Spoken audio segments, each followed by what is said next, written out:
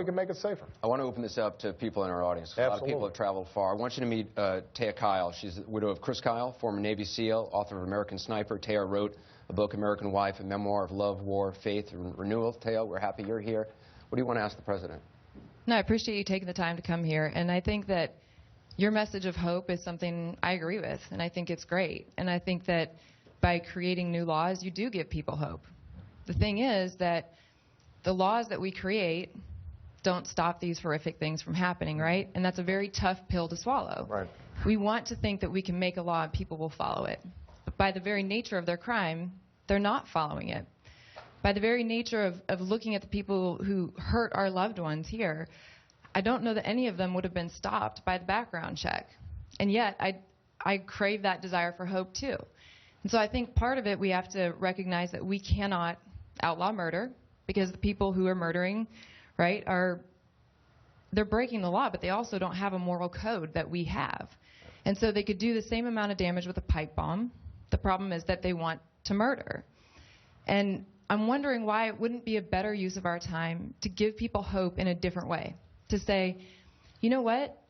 Well, first of all, actually, let me back up to that, because with the laws, I know that, at least at last I heard, the federal prosecution of gun crimes was like 40%. And what I mean by that is that there are people lying on these forms already and we're not prosecuting them. So there's an issue there, right? Mm-hmm.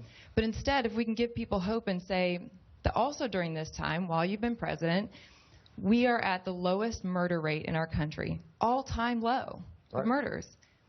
We're at an all-time high of gun ownership, right? I'm not necessarily saying that the two are correlated, but what I'm saying is that we're at an all-time low for a murder rate. That's a big deal. And yet I think most of us in this country feel like it could happen at any moment.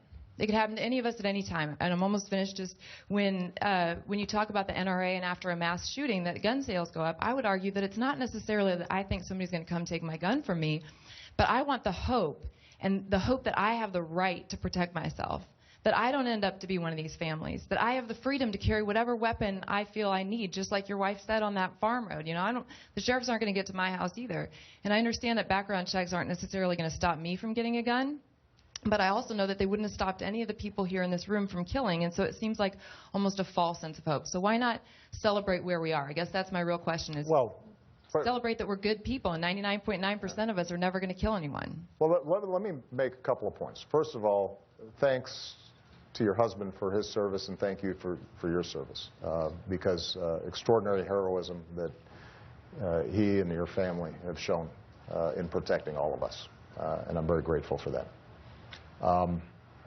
Number two, what you said about murder rates and violent crime generally is something that we don't celebrate enough. The fact of the matter is that violent crime has been steadily declining across America for a pretty long time. And you wouldn't always know it by watching television, but overall, most cities are much safer than they were 10 years ago or 20 years ago. Now, I challenge the notion that the reason for that is because there's more gun ownership, because if you look at where are the areas with the highest gun ownership, those are the places in some cases where the crime rate hasn't dropped down that much, and the places where there's pretty stiff restrictions on gun ownership, in some of those places crimes dropped really quickly. So I'm not sure that there's a one-to-one correlation there.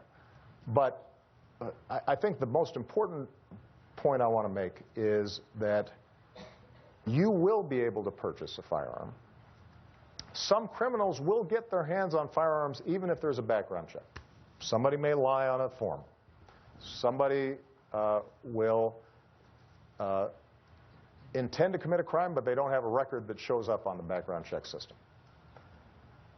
But in the same way that we don't eliminate all traffic accidents, but over the course of 20 years, traffic accidents get lower. There's still tragedies. There's still drunk drivers. There's still people who don't wear their seatbelts. But over time, that violence was reduced, and so families are spared. That's the same thing that we can do with gun ownership. There is a way